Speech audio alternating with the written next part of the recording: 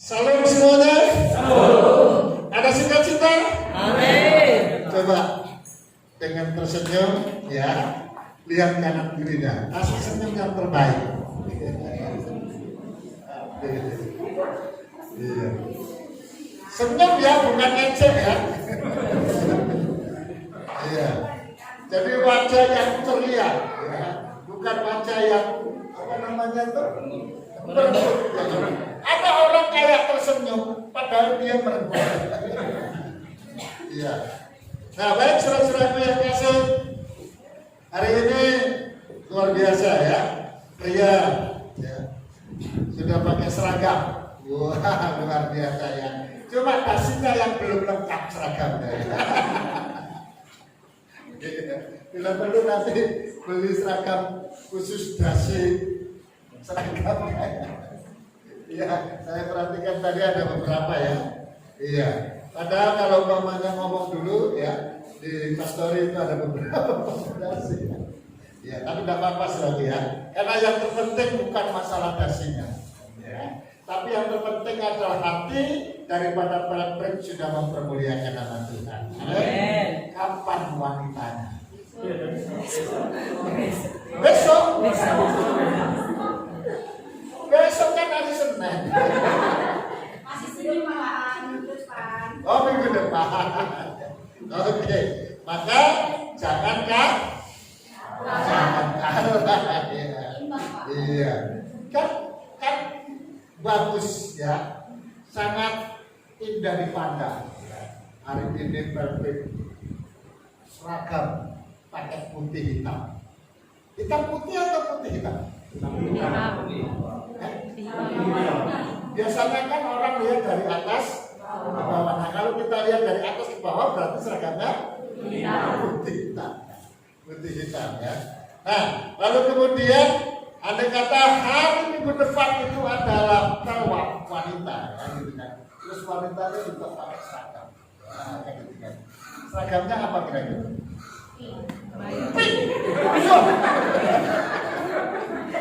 Yes.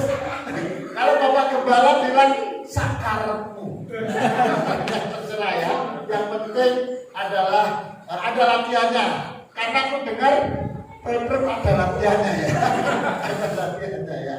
Nah, makanya ada kekompakan ya. Harapan nanti kalau setiap ada puji-pujian ya, baik itu dari Pemprov, dari Pelwak, dari Pemprov ya, jangan nanti di depan tanya-tanya lagi. Apa ini? Apa ya? Jangan ya, harus ada latihan ya, maka itu enak saudara-saudara yang kasih ya. Nah, baik saudara-saudara yang kasih, kita akan lihat dulu firman Tuhan. Ya, sebagai landasan firman Tuhan di hari ini diambil dari kitab Wahyu pada pasal yang kedua ayat yang ke-10. Wahyu pada pasal yang kedua ayat yang ke-10. Ya. Baik, layar sudah tersedia. Kita bangkit berdiri karena ini adalah ayat yang pertama. Sudah. Merespon dan menghormati firman Tuhan, kita bangkit berdiri. Semua baca, saudara-saudaraku bisa baca Alkitab masing-masing, mau bisa juga lihat di layar ya. Kita akan baca bersama. 2, 3. Jangan takut terhadap apa yang harus engkau derita. Sesungguhnya iblis akan melemparkan beberapa orang dari antaramu ke dalam penjara supaya kamu dicobai dan kamu akan beroleh kesusahan selama 10 hari. Hendaklah engkau setia sampai mati, dan aku akan mengaruniakan kepadamu mahkota kehidupan. Amin. Silakan duduk. Ya, saudara, ayat bagian C, ya, itu yang melandasi pemberitaan firman Tuhan ya. Ayat 10 bagian C ya, dikatakan hendaklah engkau setia sampai mati. Saudara, ini penting ya, karena ini memang firman Tuhan yang disampaikan dalam bentuk wahyu. ya, kepada rasul yang meninggalnya, yang matinya adalah mati yang paling terbelakang. Ya, dari berapa jumlah rasul? 12. Murid Yesus berapa jumlahnya?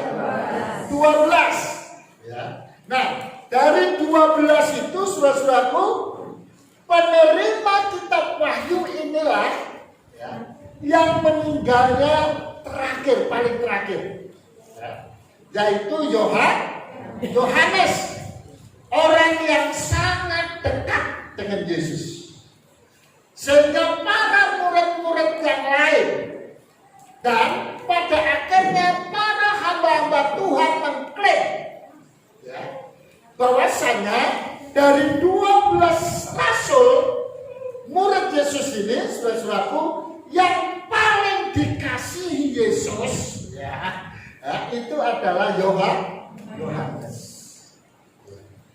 Nah, kalau saya mendengar perkataan seperti ini ya, dalam hatiku, masa sih 12 murid ya, kok ada yang paling dikasihi? Nah, biasanya kalau ada paling dikasihi, bisa juga ada yang paling dibenci, kalimat yang kurang bagus ya. Kata-kata tidak disukai, padahal tidak disukai dengan dibenci kan. Bodoh kan gitu kan. Nah, coba kalau mau saya tanya kepada Bapak Ibu sekalian, ya, kalau Yohanes itu yang paling dikasihi, ya, kira-kira yang paling nggak dikasihi kira-kira siapa? Yudas. Wah, iya. Saudara-saudara, makanya dia binasa. Ya.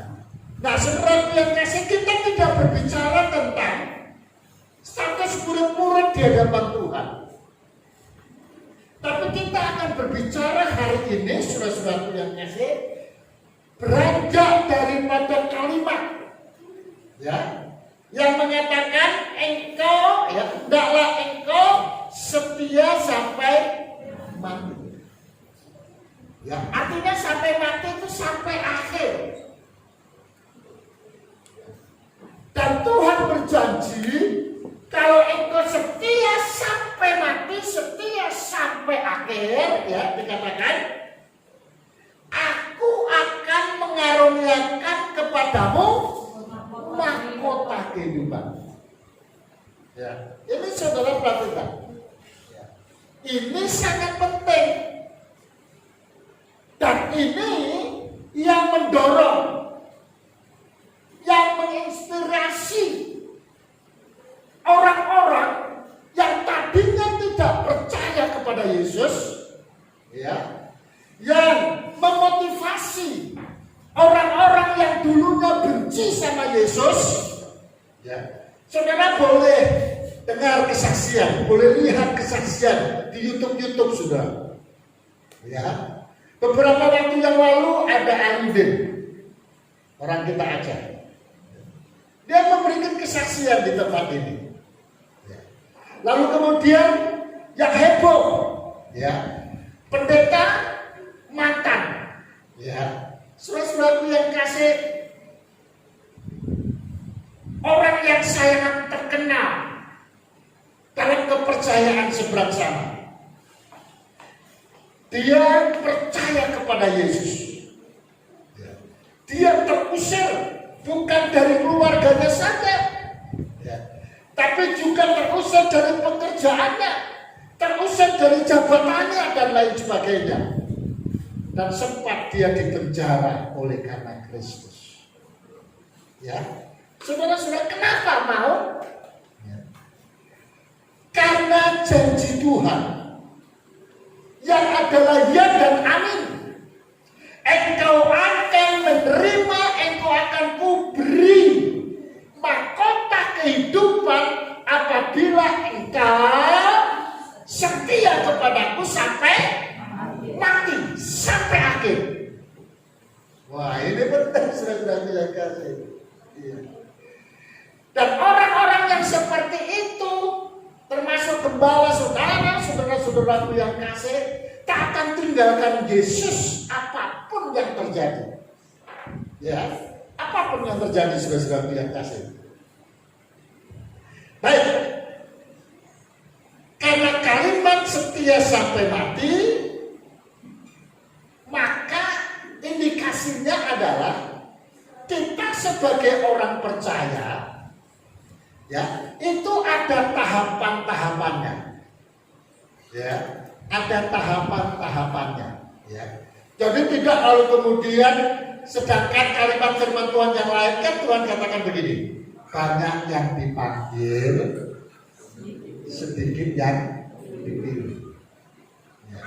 Artinya orang yang dipanggil Tuhan, ya, itu tidak cukup setelah terima panggilan selesai pasti dipilih, tidak.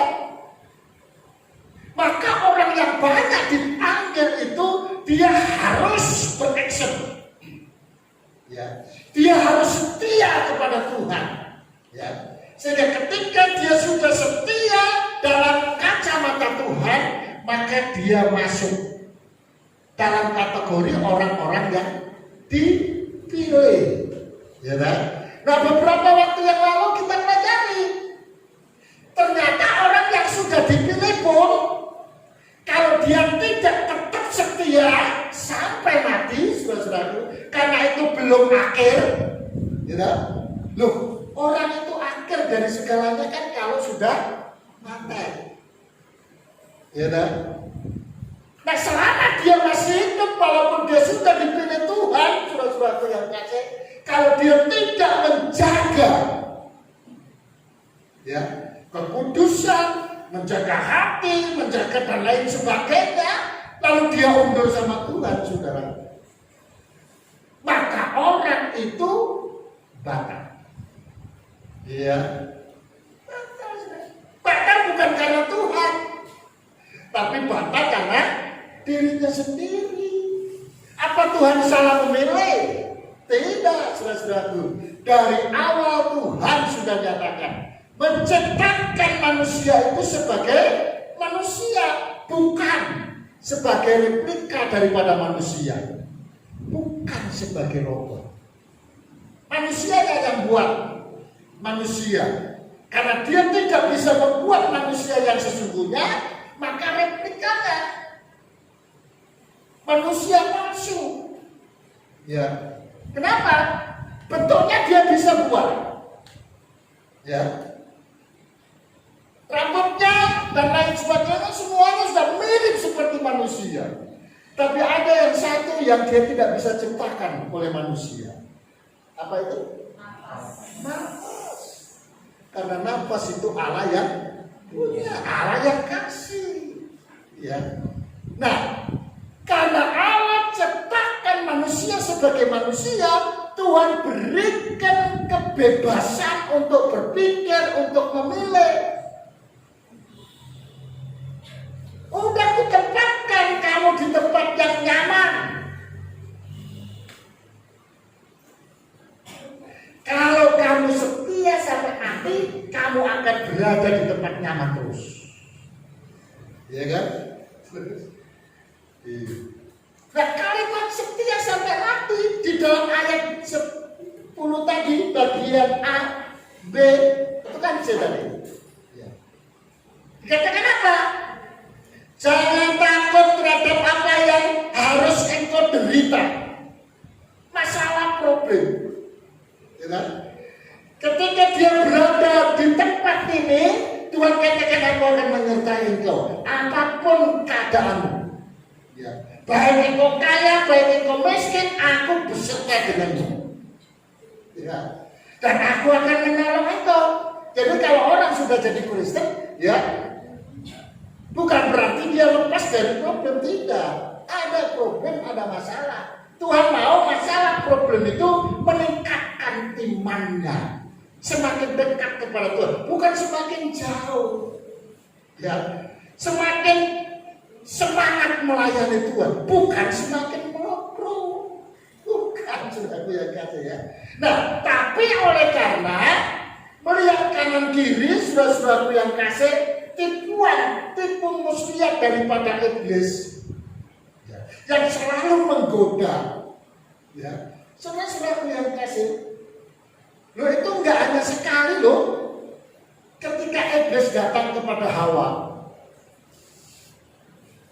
Hawa, lihat apa yang ada di sekeliling. Ya, itu pertama. Ya, pemandangan yang indah, buah-buah yang bagus. Ya. Hawa, lihat. Ya. Ini semua boleh kamu makan kan? Oh boleh. Cuma ada satu yang tak boleh. Ya, Iblis bilang apa? Apa itu? Oh yang ini. Jadi ada komunikasi. Gak hanya sekali. Ya. Dan iblis menyerang kita, iblis menggoda kita, itu berkali-kali. Mungkin pertama kali kita mau problem, kita masih kuat. Karena Yesus kok iblis keluar. Iya kan?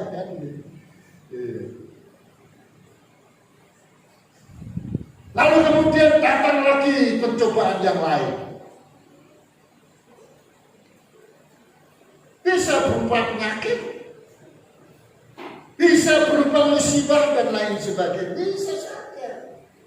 Ya. Dan bukankah ketika orang menghadapi problem yang begitu berat, kepala dari dulu sampai sekarang ya segini-gini ini. Tapi begitu punya masalah yang berat, ini kepalanya kayak membesar. Ya. Mata itu padahal nggak rabun, ya, nggak ada minusnya, saudara-saudaraku yang kasih, itu bisa lama-lama suram, gelap. Ya. Maka jangan heran ada orang bunuh diri. Karena kalau ditanya semua orang pasti tahu bunuh diri itu pasti nggak masuk surga. Itu kan gitu kan? Ya. Kenapa? Ya, karena melawan kodrat Allah. Oh Tuhan belum waktunya kok. Ya. Kamu duluan. Daftar dulu, antri dulu kan gitu ya. Kalau sudah waktunya ya pasti mati kau kan gitu ya. Makanya sudah kalau hari-hari ini kami betul-betul lagi bergumul berdoa saudara. Tiap hari ada pendeta mati.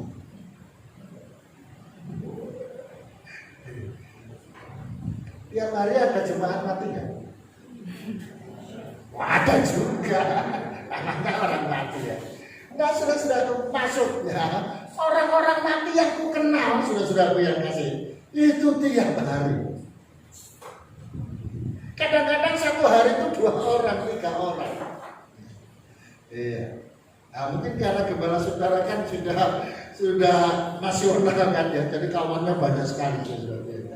Sehingga ada berita-berita meninggal pendeta ini menghindar, pendeta ini menghindar. Ya baru-baru ini kemarin itu pendeta kawan karib, ya sama-sama dari mantan saudara. Namanya Abdullah Hussein. Ya, dari namanya kita sudah tahu.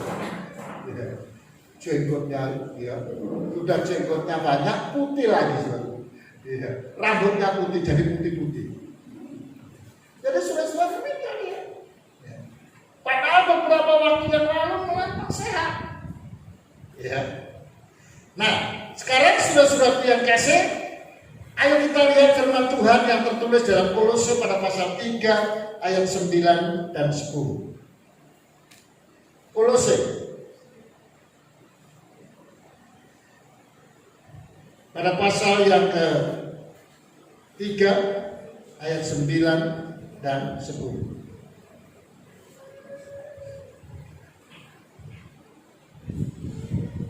2, 3. Jangan lagi kamu saling mendustai, karena kamu telah menanggalkan manusia lama serta kelakuannya dan telah mengenakan manusia baru yang terus-menerus diperbarui untuk memperoleh pengetahuan yang benar menurut gambar kaliknya. Ya, menurut gambar kalik. Saudara, ketika Allah menciptakan manusia, ya kan? Manusia itu diciptakan menurut gambar dan rupa Allah, ya. Jadi bentuk kita ini saudara-saudara menurut gambar dan rupa Allah. Makanya ketika Yesus datang ke dalam dunia, dia menjadi manusia karena itu menurut rupa dan gambar.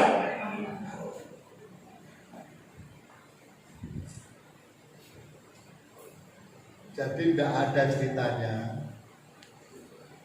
Tuhan turun ke dunia, ya, menjadi binatang. Tidak ada, saudara. Kenapa? Karena derajatnya berbeda, ya. Jadi manusia diciptakan sebagai manusia itu diberikan kekuatan penuh untuk bisa memilih. Dia mau setia sampai mati atau tidak. Hanya saja kalau setia sampai mati diberi mahkota kehidupan. Berarti kalau sebaliknya ya sebaliknya. Maka itu saudara-saudaraku yang kasih, kalimat manusia yang baru, saudara perhatikan ayat 10 ya. Dan setelah mengenakan manusia baru, saudara, yang terus menerus diperbarui, terus menerus, ya. Jadi kita nggak hanya sudahlah kita sudah jadi orang Kristen selesai, ngapain kita bayar perpuluhan, ngapain kita datang bergereja, nggak perlu. Salah, saudara. Kita harus diperbarui terus menerus, ya. Ada tindakan kita dan setia sampai mati itu bisa terjadi dan tetap setia itu diperlukan yang namanya disiplin. Apa saudara? Disiplin. Ya. Suatu tindakan yang diperlukan terus menerus. Ya. Itu disiplin. Dan disiplin yang terus menerus itu akan membawa kita menjadi orang yang memungkinkan bisa setia sampai mati. Ya, orang yang disiplin susah. Ya. Kenapa? Karena dia akan bisa pelin-pelan, saudara-saudara yang kasih. Ya. Dan orang yang disiplin itu dekat dengan keberhasilan. Orang yang disiplin dekat dengan sukses. Itu disiplin. Ya. Kita lihatlah orang-orang yang berkarya berhasil. Itu semua dalam kesaksiannya itu rata-rata karena disiplin.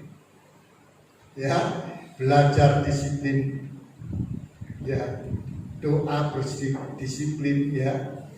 Semua karakternya ada disiplinnya, saudara-saudara yang kasih. Dan demikian juga dengan kehidupan kita untuk kita bisa mencapai yang Tuhan janjikan tadi. Aku memberikan mahkota kehidupan. Itu bisa kita raih kalau kita disiplin. Dan nanti kita lihat, ya, goal itu mahkota kehidupan. Ya. Nah, saudara, kalau mahkota kehidupan itu diberikan, maka yang lain-lain pasti diberikan juga. Yang penting kita yuk berdisiplin diri. Ya. Disiplin rohani diperlukan dalam proses pembaruan. Ya. Kenapa? Karena Yesus pun, ya, ketika dia menjadi manusia, dia menjadi contoh. Ya kan? Contohlah aku. Ya. Yesus memberi gambaran seperti itu. Lalu Paulus juga begitu. Contohlah aku, karena aku mencontoh Kristus katanya. Apa yang perlu contoh? Yuk kita contoh kedisiplinannya. Berbicara tentang disiplin rohani. Yang pertama, kita perlu disiplin terhadap firman Tuhan. Ya. Yang sudah tingkatkan, yang belum ayo kita mulai disiplin. Kalau umpamanya saya boleh bertanya supaya dapat gambaran kira-kira siapa, ya, siapa yang dalam keluarganya tiap pagi membaca Alkitab. Ini pertanyaan sama keluarga. Ya. Oke, nggak tiap pagi lah. Pokoknya dalam satu hari entah mau tidur ataupun setelah bangun. Ya. Yang pernah, yang rutin tiap pagi ya sama keluarganya. Jadi kalau keluarga itu kan tinggal dalam satu rumah. Ya. Suami istri, bagi yang suami istri ya, yang nggak ada suami istri ya tentu nggak perlu sama istrinya ya. Jadi kayak Bapak Sarumaha, Bapak Citra ya nggak perlu sama istri. Ya. Yang ada pasangannya sama pasangan, yang ada keturunannya sama keturunan, orang tua sama anak-anak aja. Ya. Nah, pastornya tiap pagi sudah biasa. Baca.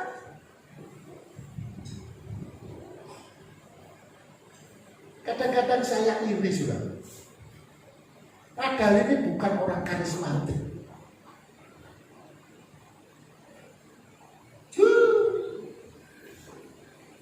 Pernah kan saya saksikan, mungkin banyak juga yang belum dengar. Karena itu sudah lama. Waktu saya di Nias 3 bulan itu di perkampungan terus, jalannya itu jalan tikus, sampai ada jalan yang tikus gak pernah jalan, aku juga masuk situ. Saudara yang kasih di kampung-kampung, saudara yang kasih tiap pagi sebelum matahari terbit, aku memang gak tahu bahasanya. Tapi mereka ada pesta, ada persekutuan doa pagi, coba bayangkan. Ada firman Tuhan dibaca. Itu di Nias. Samosir juga begitu. Kalau di Manado, saudara-saudaraku yang kasih, itu malah lebih ekstrim lagi dia sama Tuhan. Tiap pagi mereka bergereja. Coba bayangkan, tiap pagi jam 5 itu pasti dia masuk gereja. Pagi, setiap pagi. Saya berpikir-pikir, ya Tuhan, kalau di gerejaku diadakan kayak gini bagaimana ya? Sudah, kalau umpamanya di Philadelphia 2 ya, terus kita adakan tiap pagi jam 5 ibadah. Ada yang mau datang? Aduh, doa di rumah aja gak sempat. Setelah yang kasih, oke, tidaklah kita perlu seperti itu, tapi datang kepada Tuhan itu perlu disiplin. Ya, makanya tadi saya bilang, yang sudah tingkatkan, yang belum ayo kita belajar disiplin. Ya. Kenapa? Karena kita ingin berhasil. Kenapa? Karena kita ingin kehidupan, mahkota kehidupan. Maka kita disiplinkan. Ya. Nah, khususnya pelayan-pelayan Tuhan. Nah, kan itu kan. Biasanya kalau di gereja itu ada level-levelnya. Ya, orang bilang jemaat. Jemaat itu dibilang awam. Ya. Lalu pelayan-pelayan Tuhan itu setingkat lebih tinggi daripada jemaat. Nah ini pelayan-pelayan Tuhan yang harus berani mengambil keputusan, ya, untuk mendisiplinkan diri, baca firman, ya. Kenapa? Karena firman itu akan menguatkan, firman itu akan meneguhkan bagi kita. Kalau saya katakan pelayan-pelayan bukan berarti jemaat tidak perlu, tidak. Karena jemaat pun perlu kekuatan daripada Tuhan. Benar? Kita baca di dalam Roma pada pasal 1 ayat yang ke-16.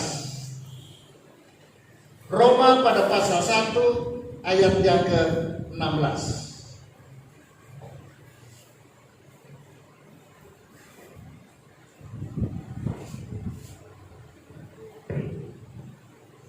Kita baca 2, 3. Sebab aku mempunyai keyakinan yang kokoh dalam Injil, karena Injil adalah kekuatan Allah yang menyelamatkan setiap orang yang percaya. Pertama-tama orang Yahudi, tetapi juga orang Yunani. Ya, loh bagaimana kita bisa menjadi kuat kalau kita tidak pernah, tidak disiplin terhadap firman Tuhan? Ya, baca. Coba bayangin. Baca saja satu pasal dalam satu keluarga. Saudara, itu nanti akan berdampak dalam kehidupan kita. Ya, karena firman Tuhan itu adalah kekuatan itu yang akan menghiburkan kita. Itu yang akan memberikan kekuatan kita ketika kita lemah, ketika kita banyak masalah dan problem, saudara yang kasih. Kisah Rasul 17 ayat 11. Kisah para Rasul pada pasal 17 ayat yang ke-11. Kita baca 2, 3. Orang-orang Yahudi di kota itu lebih baik hatinya daripada orang-orang Yahudi di Tesalonika, karena mereka menerima firman itu dengan segala kerendahan hati, dan setiap hari mereka menyelidiki kitab suci untuk mengetahui apakah semuanya itu benar demikian. Firman Tuhan itu diselidiki. Iya. Sesat atau tidak? Karena banyak di akhir zaman nabi-nabi palsu, hamba-hamba Tuhan palsu, Mesias palsu, saudaraku yang kasih. Pakai Alkitab dia. Kalau orang tidak jeli seperti orang Yahudi yang di Tesalonika ini, saudaraku, dia akan banyak menjadi sesat. Dia terima padahal itu belum diselidiki benar atau tidak, lalu diajarkan kepada orang lain. Dirinya tersesat, orang lain jadi sesat. Salah kan? Kaprah, saudara-saudara yang kasih. Jadi kenyataan, ya. Jadi akibat, ya, bukan akibat, apa namanya? Karena menyelidiki firman Tuhan, ya, maka orang Yahudi di Tesalonika dikatakan lebih baik. Artinya lebih baik itu apa? Ya, menjadi kesaksian hidupnya, ya, dan hidupnya disejahterakan oleh Tuhan. Bukan tidak ada masalah, ada, tapi Tuhan selalu tolong. Ya, bukan tidak ada kesulitan, ada, tapi Tuhan sejahterakan, saudara-saudara yang kasih. Ya, itu yang pertama, disiplin terhadap firman Tuhan. Yang kedua, disiplin tentang doa. Yuk kita baca di dalam 1 Korintus 9 ayat 24. 1 Korintus pada pasal yang ke-9 ayat yang ke-24 dan selanjutnya. Agak cepat ya, sebagian panjang ya. Oke?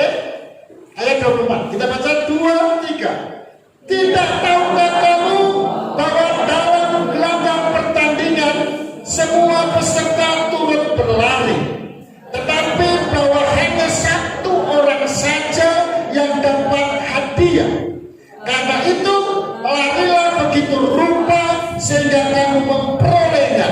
Tiap-tiap orang yang turut mengambil bagian dalam pertandingan menguasai dirinya dalam segala hal. Mereka berbuat demikian untuk memperoleh suatu mahkota yang fana, tetapi kita untuk memperoleh suatu mahkota yang abadi. Sebab itu aku tidak berlari tanpa tujuan, dan aku bukan petinju yang sembarangan saja memukul, tetapi aku melatih tubuhku dan menguasainya seluruhnya, supaya sesudah memberitakan Injil kepada orang lain, jangan aku sendiri ditolak. Jadi saudara-saudaraku yang kasih, Tuhan memberikan gambaran, ya, orang berdoa itu seperti pertandingan, ya. Itu diperlukan disiplin. Orang yang mau bertanding itu perlu disiplin, latihan, mengikuti aturan-aturan yang ada. Kalau enggak, dia gagal, saudara, dan tidak mendapatkan hadiah mahkota. Ya, Tuhan katakan, ya, kita bukan berbicara tentang mahkota yang fana, tapi kita berbicara tentang mahkota yang abadi. Itu mahkota kehidupan. Ya, jadi doa, saudara, itu diperlukan disiplin. Kita lihat apa yang dilakukan oleh Yesus. Matius 14 ayat 23. Matius 14 ayat 23. Dikatakan 23. Dan setelah orang banyak itu disuruhnya pulang, Yesus naik ke atas bukit untuk berdoa seorang diri. Ketika hari sudah malam, ia sendirian di situ. Jadi ada begitu banyak ayat-ayat Yesus berdoa, ya kan? Yesus naik ke atas berdoa. Jadi itu Yesus memberikan contoh bagi kita. Kalau engkau ingin berhasil, engkau ingin sukses seperti aku sukses, ikuti aku. Aku ada disiplin doa. Ya. Lalu kemudian kita lihat. Artinya Yesus selalu berdoa, ya. Lukas 3 ayat 21. Lukas 3 ayat 21. Baca 2, 3. Ketika seluruh orang banyak itu telah dibaptis, dan ketika Yesus juga dibaptis, ia sedang berdoa, terbukalah langit, dan seterusnya. Itu artinya apa? Yesus dalam segala kegiatan, ya, itu selalu dia berdoa. Artinya Tuhan ajarkan kepada kita, kalau kita mau seperti dia, segala kegiatan, ya, jangan luputkan dengan yang namanya doa. Makanya untuk Pelprap, ya kan? Tinggal beberapa hari lagi, ya, kita punya program, ya, doa. Ya, Yesus ajarkan setiap kegiatan kita harus doa. Diawali dengan doa, diakhiri dengan doa. Saudara-saudara yang kasih. Lukas 6 ayat 12. Lukas 6 ayat yang ke-12. Kita baca. 2, 3. Pada waktu itu pergilah Yesus ke bukit untuk berdoa, dan semalam-malaman ia berdoa kepada Allah. Saudara, Yesus juga membiasakan diri, ada doa yang dia lakukan, yaitu doa semalam-malaman. Ya, Philadelphia dua sudah cukup lama ya kita nggak ada doa semalam-malaman. Saudara, setelah kita mendengar firman Tuhan ini, saudara, apakah kita tidak mau mengikuti jejak dia? maka kita harus buat doa semalam-malaman. Itu penting, ya. Dan ada yang lebih jauh daripada itu, saudara-saudaraku yang kasih, ya. Lukas 18 ayat yang ke-1. Lukas 18 ayat yang pertama. Kita baca 2, 3. Yesus mengatakan suatu perumpamaan kepada mereka untuk menegaskan bahwa mereka harus selalu berdoa dengan tidak jemu-jemu. Ini Yesus sendiri, ya. Yesus mengatakan suatu perumpamaan kepada mereka untuk menegaskan, ya, bahwa mereka harus selalu berdoa. Kalau kita ingin menerima mahkota kehidupan, yang itu adalah janji Kristus keselamatan, kita harus setia sampai mati. Dan kita bisa setia sampai mati kalau kita mau lakukan disiplin yang sudah Tuhan Yesus ajarkan. Yang terakhir, ya, disiplin terhadap ibadah. Ini sebetulnya banyak, saudara. Ada kira-kira 50 disiplin. Ini baru 2 mau menuju 3. Kan yang pertama kan disiplin firman Tuhan. Yang kedua disiplin terhadap doa. Dan yang akan saya terangkan ini adalah disiplin terhadap ibadah. Ya, ini ada 50. Baru mau 3. Berarti masih ada berapa lagi? 47. Ini kalau saya teruskan sampai yang ke-50, loh jam berapa kita selesai? Nah, saudara, tapi nggak mungkin ya. Sampai yang ketiga saja, saudara-saudara yang kasih, ya. Ayo kita akan lihat dulu firman Tuhan. Matius 26 ayat yang ke-55. Matius 26 ayat yang ke-55.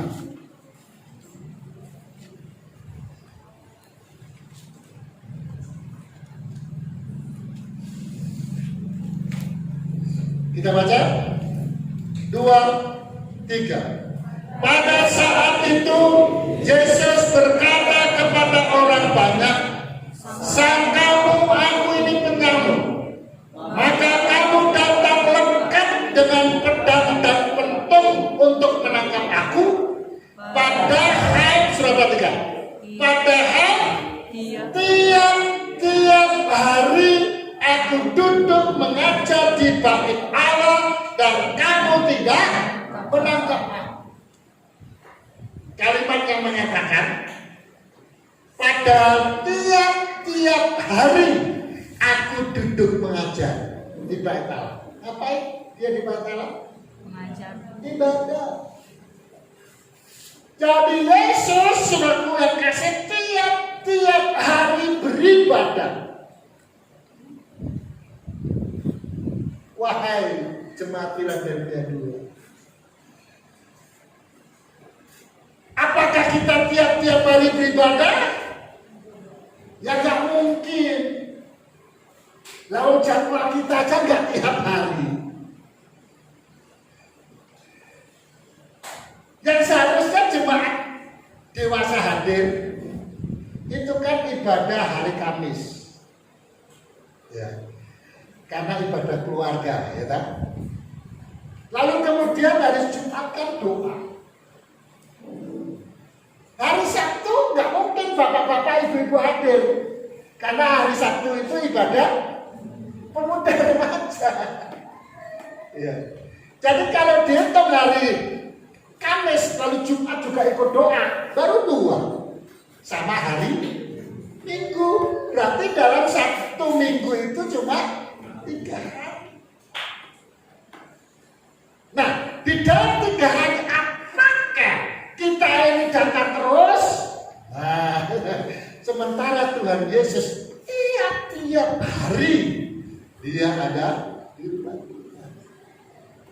Saudara, saya tidak menginstruksikan ya supaya semua jemaat tiap hari beribadah. Loh, ibadahnya cuma 3 kali ya kan itu kan. Nah, tiap hari kayak apa ya? Nah, doa-doa boleh lah ya. Nah, saudara-saudara yang kasih hadirlah dalam ibadah-ibadah yang sudah kita adakan. Hari Rabu, hari Kamis, ya, hari Minggu, hari Jumat silakan hadir untuk doa bersama. Nah, pemuda, ya, yang umurnya pemuda itu kan cuma 2 kali rata-rata. Hari Sabtu sama Minggu, Kamis kan jarang datang anak-anak muda. Ya. Tapi hadirlah dalam setiap ibadah yang sudah ditentukan oleh gereja, maka saudara akan diberkati oleh Tuhan. Matius 21 ayat 14-15. Matius 21 ayat 14 dan 15. Poinnya ini poin terakhir ya, tapi ayatnya belum ayat terakhir ya. Oke, Matius 21 ayat 14 dan 15. Baca 2, 3.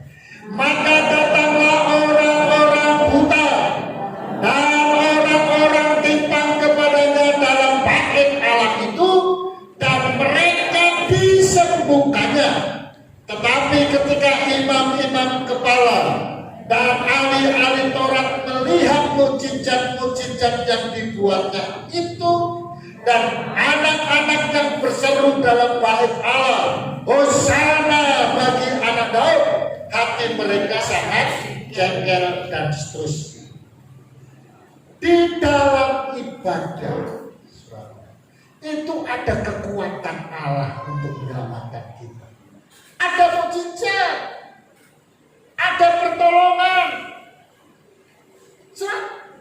Pertolongan apa aja? Sakit apa aja? Apakah yang ringan-ringan? Apakah yang berat-berat saja, yang ringan tidak? Matius pada pasal 6 ayat 19 ya. Matius pada pasal 6 jelang ayat terakhir ya. Matius pada pasal yang ke-6 ayat yang ke-19.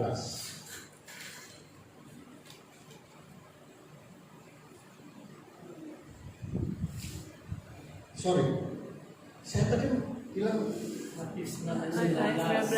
berarti salah saya. Lukas pada pasal 6 maksud saya. Lukas pada pasal yang ke-6 ayat yang ke-19. Ya, ayo Lukas ya, ini ya Lukas ya pasal 6 ayat 19 ya, kita baca bersama.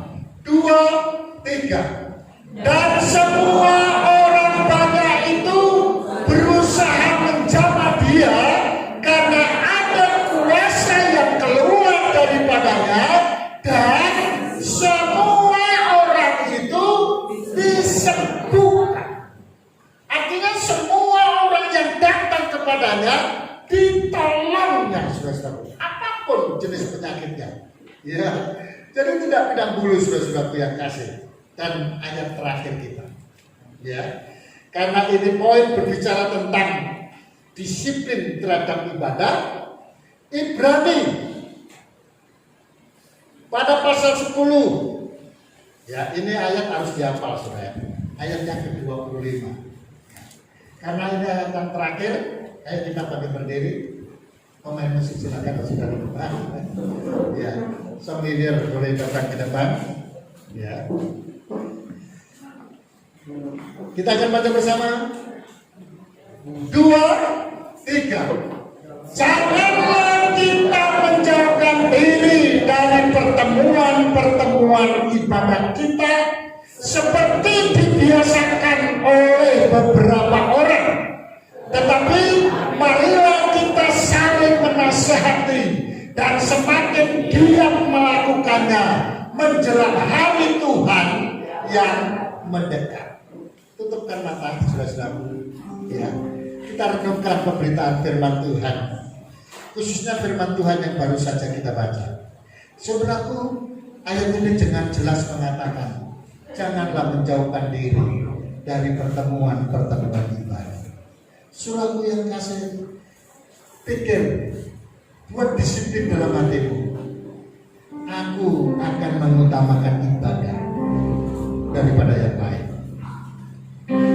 Apapun yang terjadi, aku akan utamakan Yesus. Hanya 3 kedisiplinan yang baru kita pelajari hari ini, saudara. Dan semuanya menjanjikan, kalau kita disiplin tentang firman Tuhan, kalau kita disiplin tentang doa kita, disiplin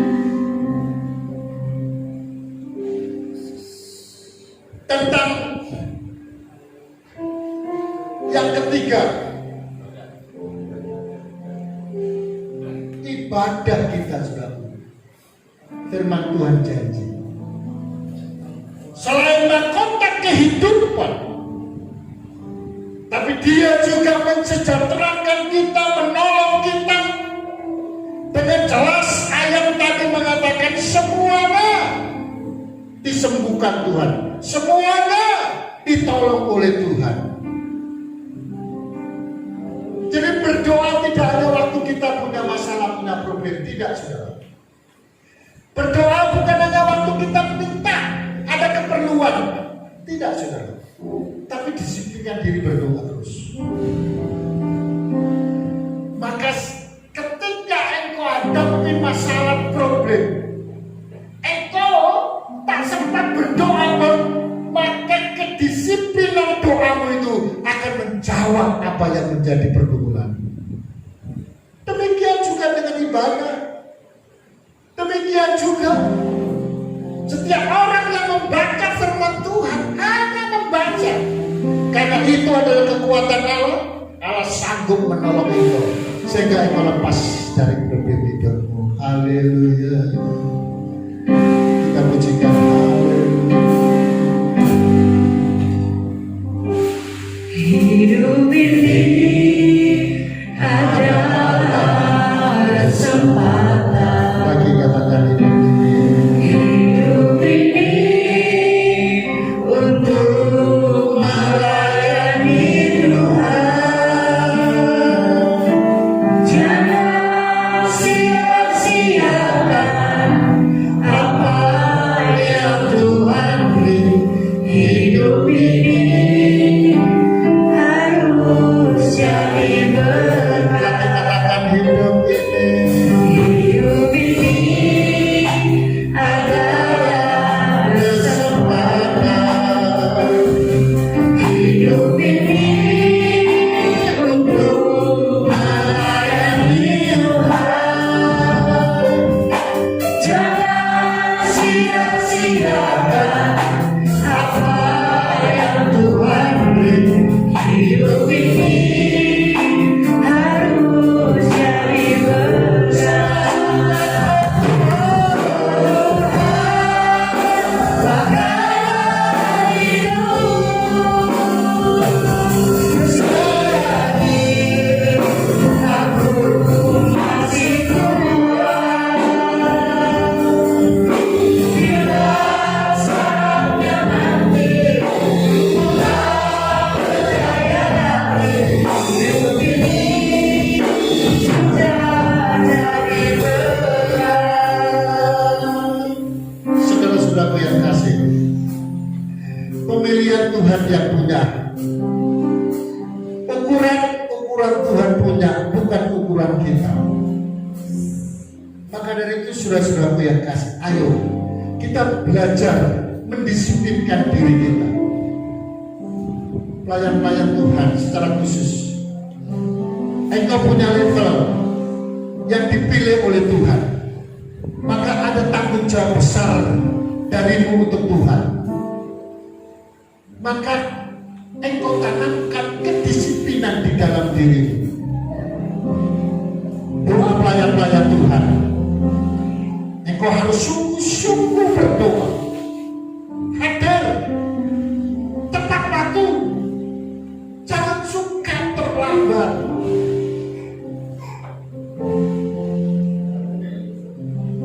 Tuhan selalu mendisiplinkan dirinya, memberikan contoh bagi kita.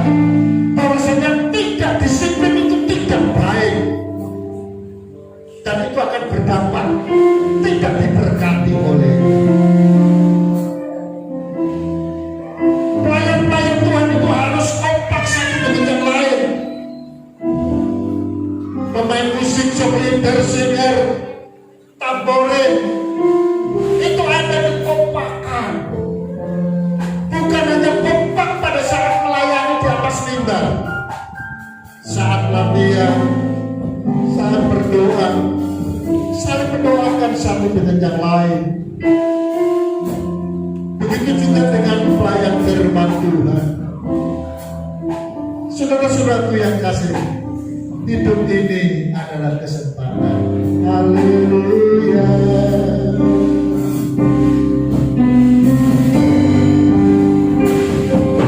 Hidup ini adalah kesempatan. Haleluya. Hidup ini untuk melayani Tuhan. Jangan sia-siakan apa yang Tuhan beri. Hidup ini harus jadi berkah.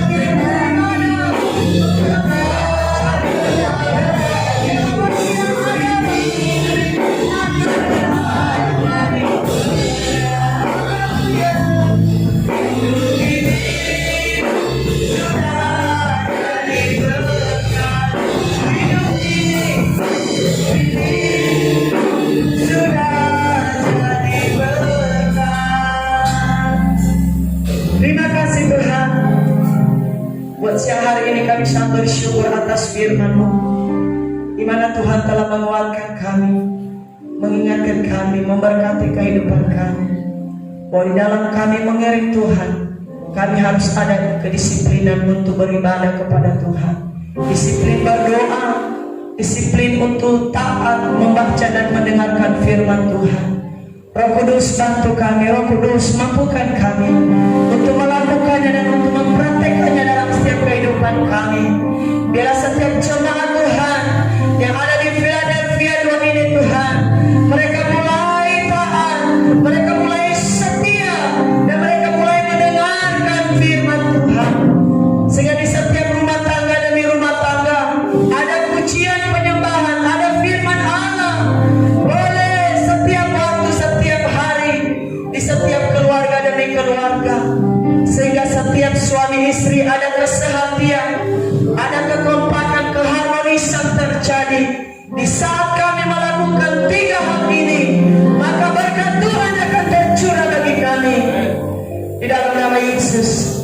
Sebab firman-Mu berkata siang hari ini, di dalam kami beribadah ada kuasa, ada mujizat, ada pertolongan, akan ada berkat Tuhan yang luar biasa Tuhan yang akan dalam kehidupan kami.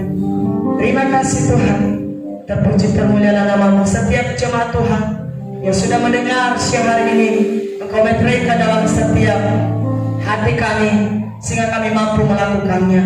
Dan berkati terus hamba-Mu, pakai lebih luar biasa, dimanapun hamba-Mu melayani, menyampaikan isi hati Tuhan. Banyak jiwa-jiwa dimenangkan, banyak jiwa-jiwa yang datang menyembah Tuhan. Terima kasih Tuhan, terpuji termulialah nama-Mu.